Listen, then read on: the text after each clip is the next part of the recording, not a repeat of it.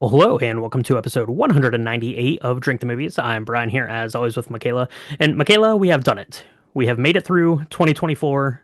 We're ready to turn the page. Kind of, I guess. Sure. Yeah. Let's get into Are 2025. we? Let's do it. It's coming anyways, so we might as well just lean into it. And by the time you're listening to this, it's already come. So, Michaela, 2024. What a year! What a year! What a year to be alive. What a year to be alive, watching movies, watching Hmm. all kinds of things, right? We we cover a lot here at Drink the Movies. We talk about series that we love, we talk about all different types of films, we talk about documentaries. You are a huge aficionado of documentaries that have really gotten me into the spirit of things in that way. There were lots of there was just a lot that happened. I actually had to go back uh, and relook and say, did we cover certain things this year or last year? Because this feels like the last half of the year has blinked. We blinked and it happened, but the first half of the year I feel like was a billion years ago. All So right. yeah, yeah. Yeah, I always think back of our time as Drink the Music during the writer's strike, and I have to stop to think about what year that was. Right, Mm, we're a whole year going from that, and 198 episodes. Right, if you take the music ones mm-hmm, out of there, that's pretty good. We're about ready to cross a milestone. We'll be doing that here in just a couple of weeks. But yeah, had a really good time in 2024. We talked about a lot of good movies. We talked about a lot of old movies. We talked a lot mm. about a lot of new movies. Had a really good time in the lobby bar featuring some different spirits throughout each of the months. And, this month coming up, we're probably going to be doing our mocktails for January, which has been kind of a tradition here at Drink the Movies, and definitely looking forward to those. But, before we get into mocktails, Michaela, it is New Year's Eve around these parts. We need a fancy cocktail, and you have one in store for everyone. That you picked to represent, I guess, all of us here on New Year's Eve. So let's do this. Sure Let's did. take a quick break, and we'll be right back to mix up this week's drink. So Brian, this drink, I wanted to create something that was festive. I wanted to create something that had a little bit of you, a little bit of me, a little bit of our spouses in it, because we're all going to be watching the Hmm. ball drop, as it were, or watching the reigning the new year of terror in together. And so I scoured the internet. I'd love to say I made this up. I did not, but I scoured the internet and I found the effortlesschick.com, which made a absolutely beautiful cocktail sparkler looking thing that I thought we could share together. And it's got all the things that I think make up a party. It's so pretty and it's also really tasty. So um, I think it's it, effortless chic.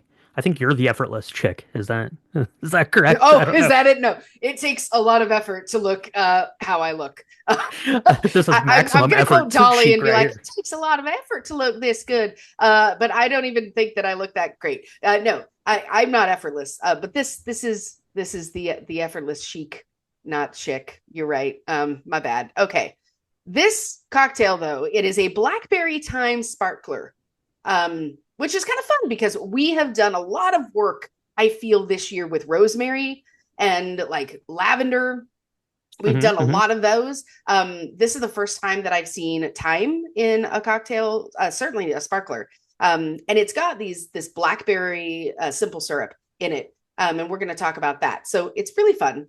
Yeah, absolutely. And I love thyme in a cocktail. It plays really good with gin flavors, which is obviously a liquor that we like here a lot, you and I. So I really like flavors of thyme.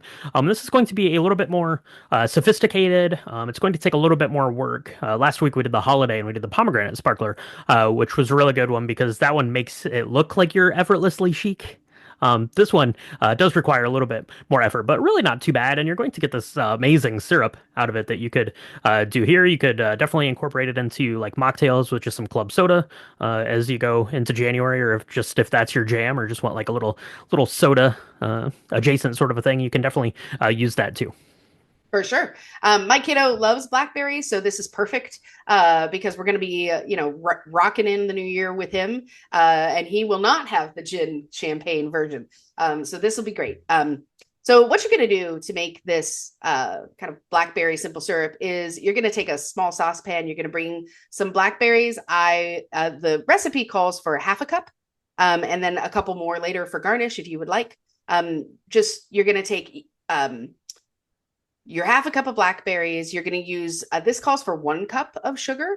Usually I do 1:1 versus 1:2 ratio. So depending on how sweet you want it, that's what you do. And then add a cup of water. You're going to take that and put it on heat until it boils. Then you're going to reduce the heat and let it simmer for a little while until the blackberries get all soft and kind of plump. And the simple syrup is going to be this like really beautiful pink red color. It's going to be great. You're going to want to remove that from heat. Then you're going to drain the blackberries. I use the thinnest sieve that you can because the blackberries tends the skin and stuff tends to bleed through. So you want to make sure and get all of that sieved through it. So it's a nice like clear liquid. And then you're going to want to allow it to cool before you actually start using it. Don't make the mistake I did because then your drink will be lukewarm. Don't do that. Yeah, and then after you have your syrup done, you put that in the refrigerator, and you're going to be good to go with that for quite a while. It's going to store in the fridge for you just fine for a while. But you're going to go through this pretty quick, Michaela, because we're going to go ahead and mix up our cocktail right now.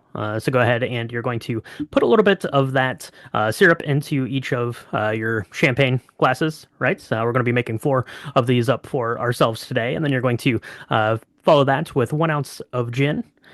So about 1.5 ounces of your syrup, 1 ounce of gin. I'd like to give that a stir if you have a long spoon, or I like to use a butter knife actually because Mm, they're long yeah. and easy to get down into things. Give that a little bit of a stir so the syrup and the gin can kind of fuse together. That's going to help, kind of get it to mix in with the champagne once you top off your glass there. Yeah, absolutely. And so then once you've got that piece, you can add your blackberries and your sprig of thyme to the very top.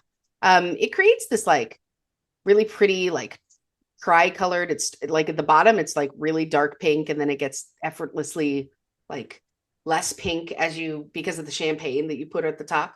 Hmm. Again, you can use any bubbles you want for this recipe. I would not go and do the super expensive kind because the reason why you would think the reason why you get really expensive champagne is to really enjoy champagne to its fullness by itself.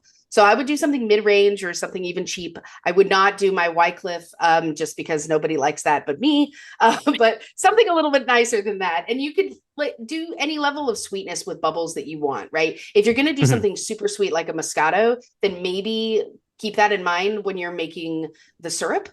Because this will turn into a giant sugar bomb. It has the opportunity to do that if you're going to use really sweet bubbles. But if you're going to do like a cava or a Cremant, Hmm. Yep. I think that that'll work really nicely. Prosecco's might be a little too sweet for me because I have steered away from super sweet drinks, but that might be right up your jam if you like a normal level of sweetness.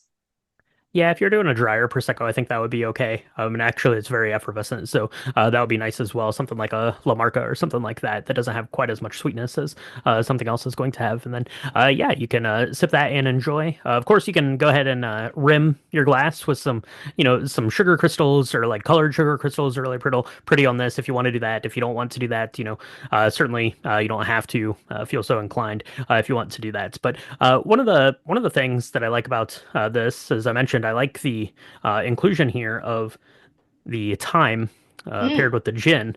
And I think that would be really good for cocktails, beyond this. And then I mentioned kind of making sodas there. And to get a little bit of that thyme essence into that, what I would do instead of just, using the sprig of thyme into a champagne flute, just keep those out of there. You don't need to be picking thyme out of your teeth. Come New Year's Eve, you got kisses to give at midnight, no doubt. So what I would do is I would throw that thyme in with the blackberry syrup, and let that steep for a while, get that thyme flavor really kind of intensified into there. And that's going to be beautiful and delicious and all sorts of things. One other yeah. pro tip, Michaela, that I like to do if I'm doing a berry kind of simple syrup is I like to use frozen berries as opposed to fresh.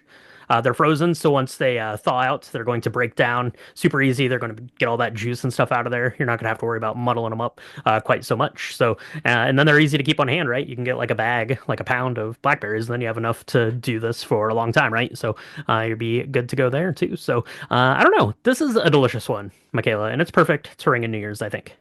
I think so. It's got all the things. It's got gin that you love. It's got pink that I love. If we put some gold sparkles at the top, it's got something your wife loves. It's alcoholic, so Anthony's gonna love it. Everyone's gonna love it. It's gonna be so great. I Yeah, guarantee listeners, you will love it too. As long as you like blackberries, I think you'll like it. So, and this is great to do as a start of like a mocktail. That blackberry syrup, simple syrup, even if you infuse it with thyme, that's like a grown up, kind of a more grown up profile, adult profile flavor. You can add that to your sparkling like grape juice for kiddos. It makes it look like that tricolor still occurs. It's really really fun. They will love it, I promise. absolutely. So that is going to be it for the cocktail portion. Go ahead and get those mixed up to ring in your new year. Or you've already rung in your new year by the time you're listening to this. So let us know at home what you've got up to your New Year's Eve, and keep this one in mind for the next time you're hosting something good. So, Michaela, now that we have that made, let's go ahead and take a quick break. We have a lot of things to talk about here as we go through the year that was Drink the Movies. So hold tight, and we'll be right back. Spoiler warning for 2024 in review. It ended. For 2024, yeah, spoiler. It It ended. came, it went. It came. We saw. We can't unsee. There were some films I'm sure Brian wishes he could unsee. I'm looking at you, Medicine Man, and Hmm. For the Boys. Oh That's true. gosh. Those were the only two, though, really. I mean, that's fair. I We mean, did a that's lot of not movies. bad. We did a Two lot of out of movies this year. 52. That ain't Yeah. bad this year. That should be a new like ratio KPI that I look at is how many films did I make Brian watch that he hated? Whatever 52 is, weeks in a year, minus we do our year in review and we do our Oscar episode. So beyond that, so the rest of those are movies. And yeah, only two missed the mark Only for me, two. but they're loved by you, so I guess you make up for it for sure. And Sure. Michaela, this was a good year in terms of movies, right? We got back to the movie theater, kind of on full bore, although the total box office was down. There were new releases or more new releases out this year, so that's good. It seems like we've been going to the movies pretty frequently here over the last, I don't know, month or so, as some things have been coming out the end of the year. And it seems just like there's more of a general like fervor at the movie theater than even like last year. Last year we had some big stuff, right? You had Barbenheimer, of course, was like the Mm, big thing that we yeah. had there. But it seems just like on like a week to week basis, it just seems like the movie theater is a little bit busier. So I think that, it's really starting to kick into gear, and we can, hit 2025 rolling in terms of box office dollars. And we got to see a lot of things new in the theater. I couldn't figure out how many times we made it to the movie theater exactly. We got to go to our independent picture house here in Charlotte to see some movies leading into Oscars season last week. But we covered 8 new releases on the podcast, I think, which was a record for a year. 8 new releases. Mean Girls. Remember, Mean remember that? Girls. That was what we did first week last year. Doom Part 2, which also came out this year, which is wild to think about how long ago that feels like it was now. Feels like it was like 10 years ago, Doom Part 2. But that came out this year. Kingdom of the Planet of the Apes, movies we're definitely looking forward to. Furiosa, Twisters, the new Twister movie, Twisters. all those things. And then, the last one, new release that we covered for the year was Wicked, of course. And we'll be talking a lot about that here over the next couple of weeks, no doubt, as we've got the Golden Globes this weekend. We'll get a preview of those things, and then get Oscars here in, just over 2 months to the Oscars. Michaela, we're already behind, but what do you think? New releases. It was nice getting out to see a lot of new movies this year. It was nice. It was nice to be able to do a good mix of like what's new, the new stuff, what's beloved and old. We did a lot of like anniversaries. We paid homage to we did Kingdom of Planet of the Apes, so we did the original Planet of the Apes. And our Patreon, we talked a lot about the Crow versus the old Crow, right? Mean Girls, the same sort of thing. And I feel like the appetite is just ripe. Looking into next year, we're seeing a lot of films being either redone or rebooted. And I feel like it's our generation of people that like really love that nostalgia. They're really into Hmm. that. And so it was good to see the beginnings of that really in this year. I was really proud of us for being able to cover as much as we did. I hope next year we're able to do even more. But also it's hard because we also want to they're great films that we still have yet to talk about, and as we're kind of building out the calendar for 2025, I was looking at stuff and was like, man, there's still so much. But yeah, we did 8. That's more than we've ever done for sure. That's more than we've ever done. Yeah, we've done that, and we did a bunch of classic films as well too, right? We did My Fair Lady, we did Miracle on 34th Street, we did something else I can't even remember what it was now.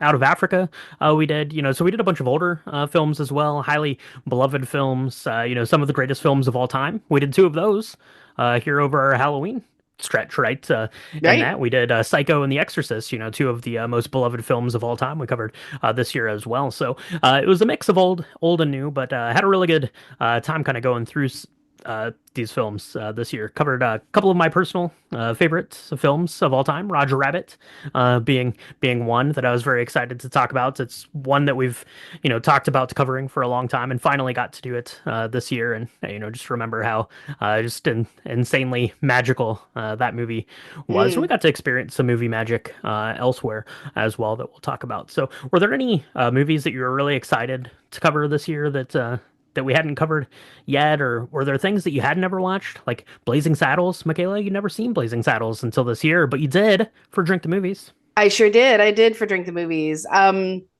I was very proud of that episode actually, because I was worried how in this day and age how to talk about that film, right?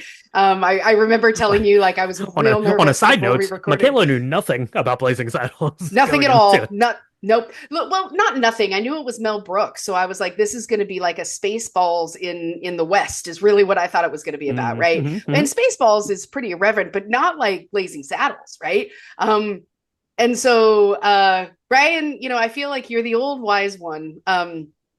You're only a week older than me, but you're the wise one. So you knew that I was going to watch this and be like, It was a "What long in week. the world? How are we going to talk about this?" And I remember coming to you before recording, being like, "Man, you're going to have to just edit me out if I sound like an idiot. Like I feel like I don't know how we're going to do this justice." And I feel though that we did pretty well. Like you managed to to edit out all my stupidisms where I was like, I don't know.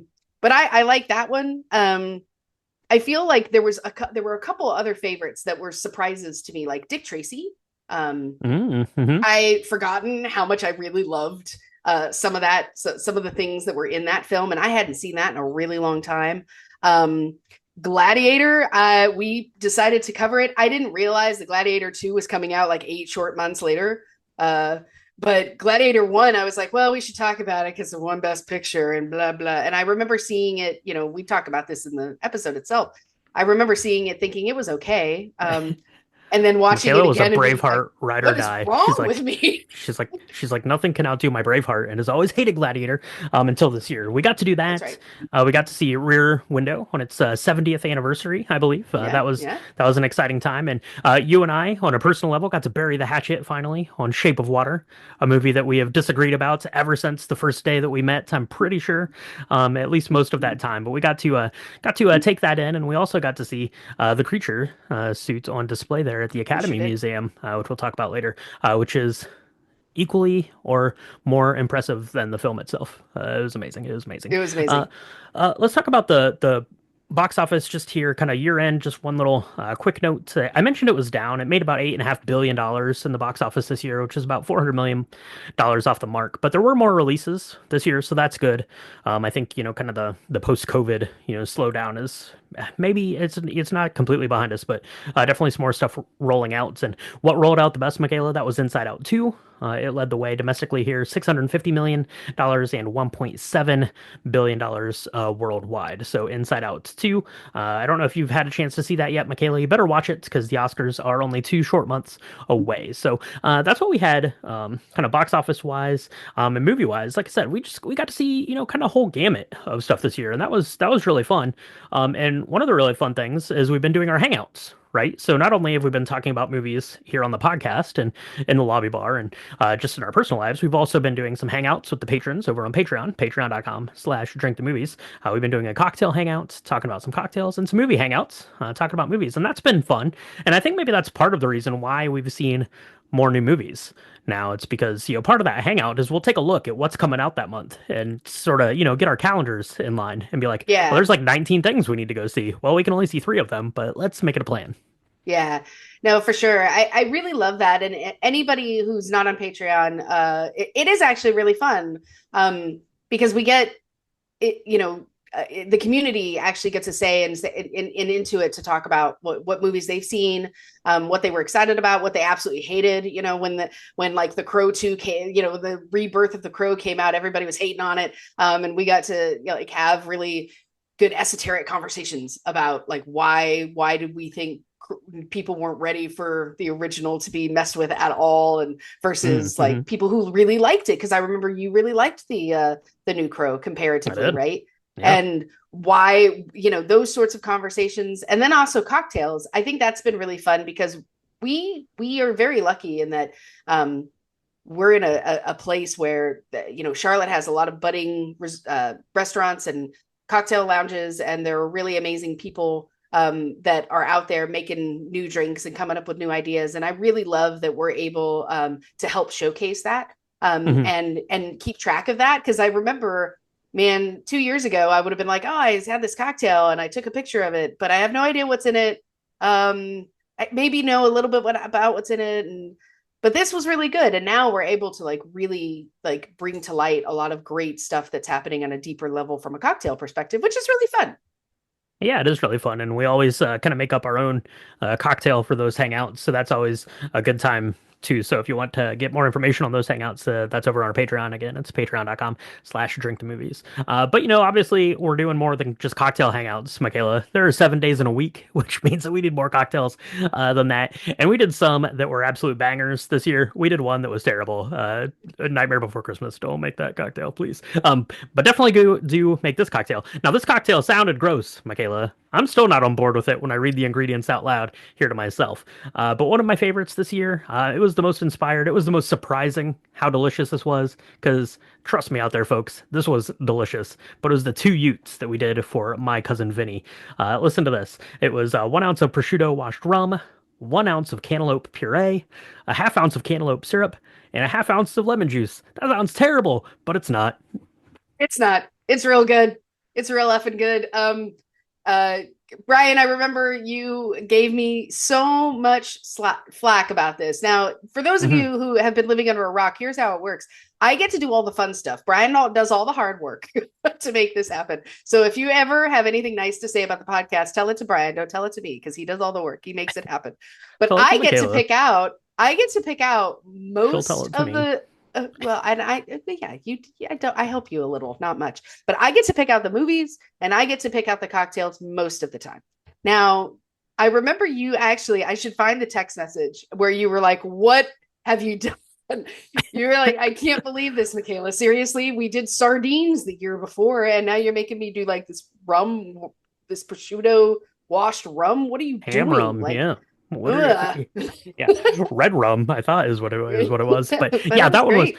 that was absolutely amazing. Very inspired, very delicious, very interesting. Not something that I'm going to, you know, have on hand all the time to make, and we never would have made it if it wasn't for Drink the Movies. Now, something we might have made because it is delicious and it sounds delicious, but we definitely got to make it for ourselves to cover La La Land, one of the best films of them all, for sure, that we talked about this year, was the La La Land cocktail. And this is actually a punch, Michaela, so that was pretty fun. But it had vodka, champagne, liqueur 43, which is like a vanilla liqueur, so delicious, lime juice, passion fruit juice, ginger beer, a little sprig of fresh mint on there. That was one of my personal favorites for the year. Yeah, no, that was a really good one. Almost as good as the dance sequence between Ryan Gosling and Emma Stone. Mm. Hmm. Yeah, Hmm. no, it was Yeah, good. not quite as good as That was a that, good but it was one. pretty good. Yeah.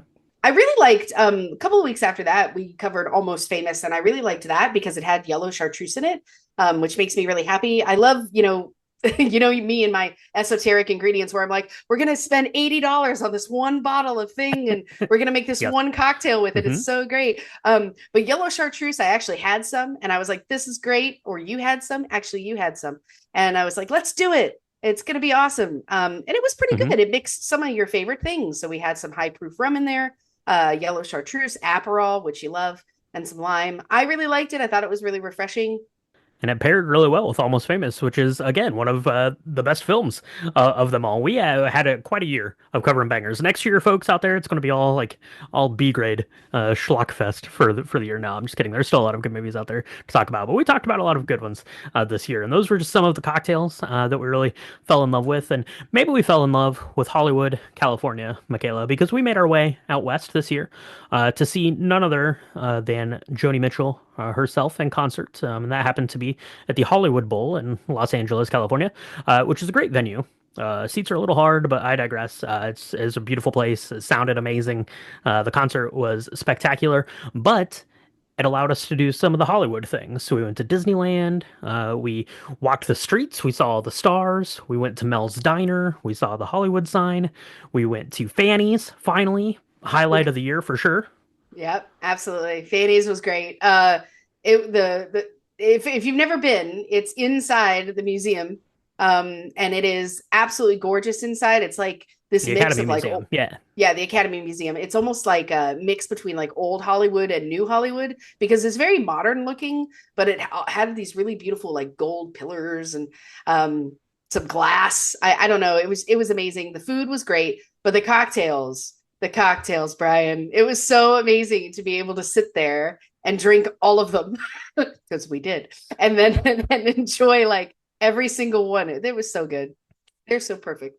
And we're only about 2 weeks out from getting Fanny's Oscar night menu. I hope, hopefully, coming Yep. out as we get our Oscar nominations here in just a couple of weeks. So that was really exciting. The Academy Museum was amazing. I mentioned seeing the creature costume. The costumes that were on display was incredible, but there was so much just movie magic stuff in there.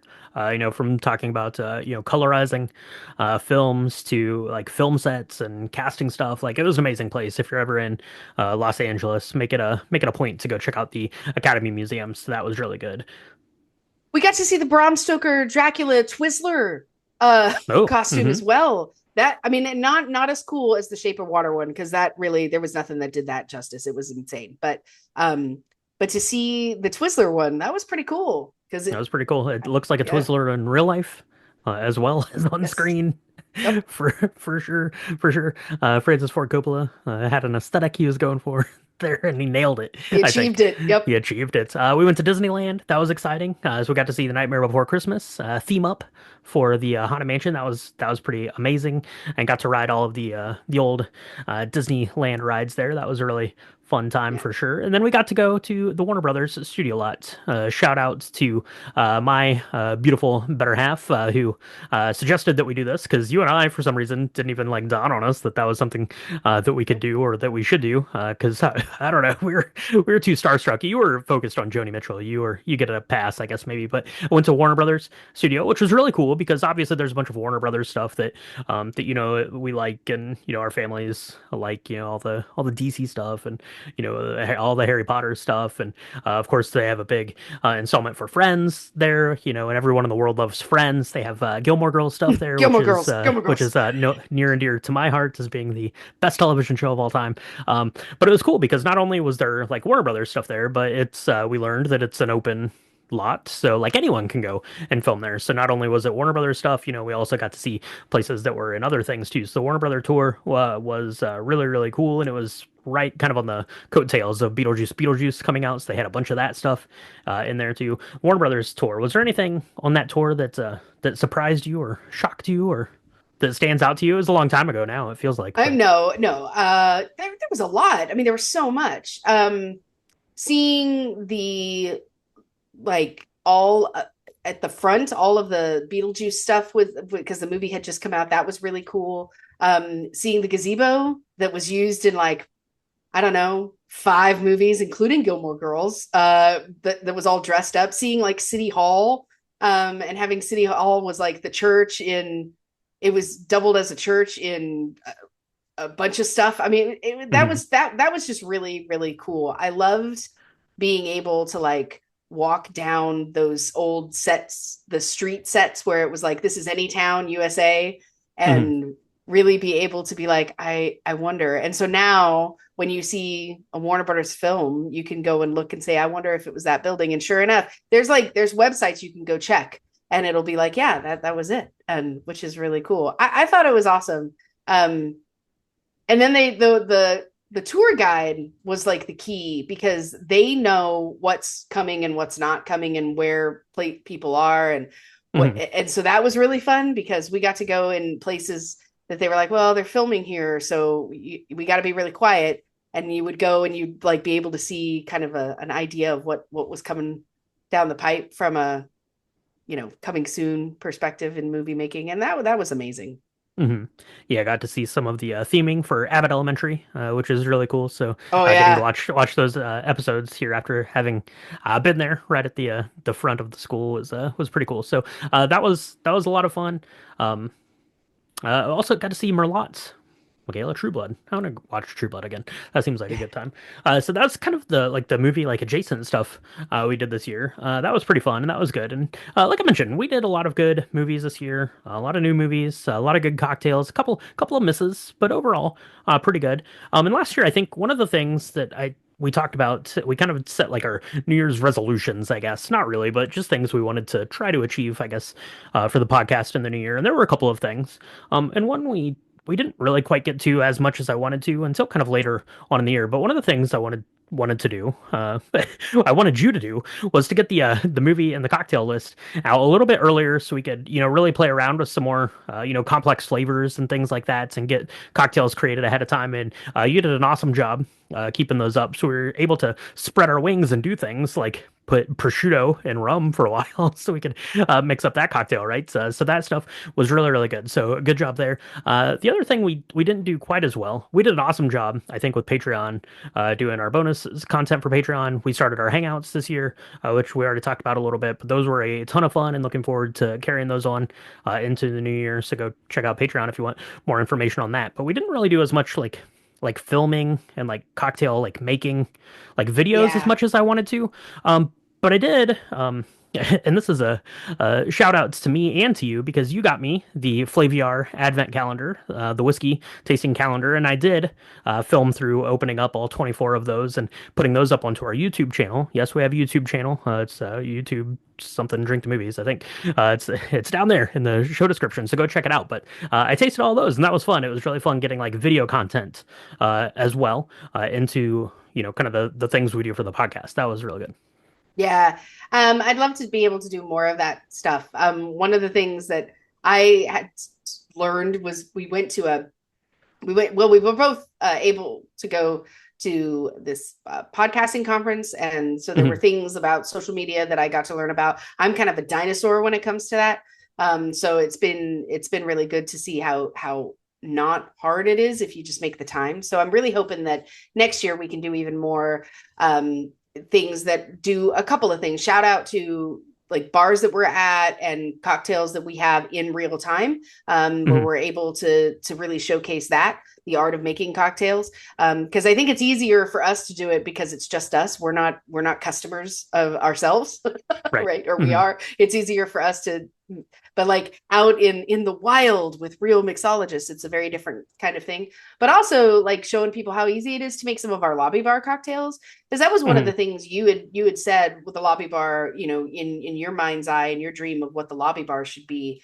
And even what like a hangout from the one of our cocktail Patreon hangout should be, right? Which is anybody can make a really splendid cocktail. You don't need a lot of fancy stuff. You don't need a lot of money. You need a couple of ingredients, and you can pare something down and have it be really simple and yet really delicious and good. And that's what it's all about. So definitely looking forward to doing more of that and getting out of my dinosaur feet and getting out of the Jurassic period and moving maybe into 1999 where we had internet. That's right. Being We had able to internet. like We had those little like we had flip video pictures. things. Do you remember those things? Those little uh, flip video things? Yeah, for sure. So hopefully get more of that coming on the horizon here for Drink the Movies come 2025. So with that, Michaela, I think that's a good place to wrap it up, right? So we talked about the highs and yeah. lows of Drink the Movies this year for the boys being a low. No, I'm just kidding. I'm just kidding. No lows here when we're talking about movies and drinking cocktails, for sure. It doesn't matter what it is. We always love getting together and doing that. My favorite part about the podcast, Michaela, going to make you cry right now is I have 198 episodes with my bestie just talking about a movie and drinking a cocktail. So there you go. So with that, I want to say thank you to everyone who tuned into the podcast, any way, shape, or form. Maybe you just caught one lobby bar this year, or maybe you liked something that I posted randomly on Blue Sky sometime, or maybe you've asked a question on Facebook. However, you've interacted with us this year. We're grateful to have you be a part of it and look forward to more stuff coming from us this year. Any parting thoughts, Michaela? No, no, we're gonna make 2025 the best year ever in our movie cocktailing journey together. You don't look 100% convinced on that, but I think we can do it. So, Yeah. with that, let's go ahead and wrap it up, Michaela, and we'll talk to everyone next year on Drink Drink the the movies. Movies.